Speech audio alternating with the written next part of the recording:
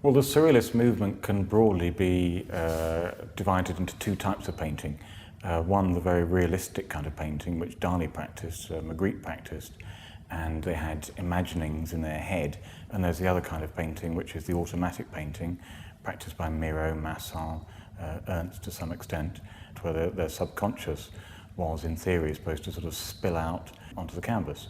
But Dalí was very much in favour of the first kind. He was very committed to old-fashioned, old master technique.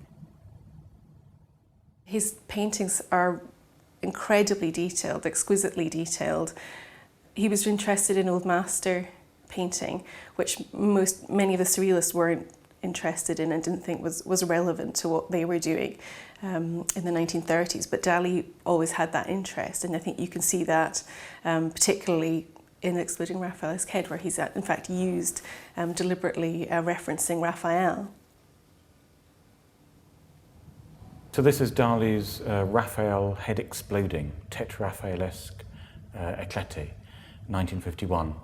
And we can see here, obviously it's a painting of a woman, and it's done in the style of Raphael, the great Renaissance old master painter, a virgin looking down possibly at her child. And at the same time, we've got this image here of the roof of the Pantheon building in Rome, the cupola, which has an open top to it to let the light in. And you can see that Dalí's painted rather tenderly this light coming into the Virgin's head. He was at that time really interested in advances in nuclear physics, so in atomic explosion and that sort of thing. And in the painting you can see that it's sort of split up into these atomic particles which form the head, and this was of course painted after World War II and the advances that had happened in nuclear physics at that time.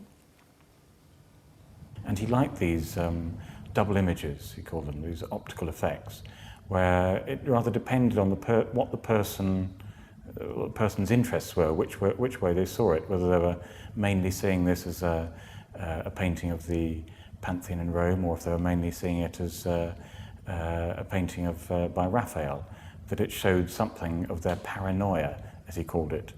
He did a lot of this double imagery, triple imagery. Some of them read in 7 or 8 different ways. So this is a fairly simple one for him.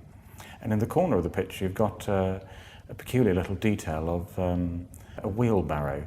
It's after a painting by Millet called The Angelus, which was a picture that fascinated him. It was a fairly standard late 19th century sort of realist, social realist picture, but which I think many others, the Surrealist movement in particular, wouldn't have given a second thought to. But he saw this as imbued with all sorts of sexual interest, particularly the wheelbarrow, with the sort of forks that you pick it up by, and there's a man and a woman standing over it, and this appealed to him greatly. I don't think anyone else really saw it in quite the same light, but you see this wheelbarrow, this sort of emblem of rustic sexuality, popping up in quite a number of his pictures, and you see it just here in this painting.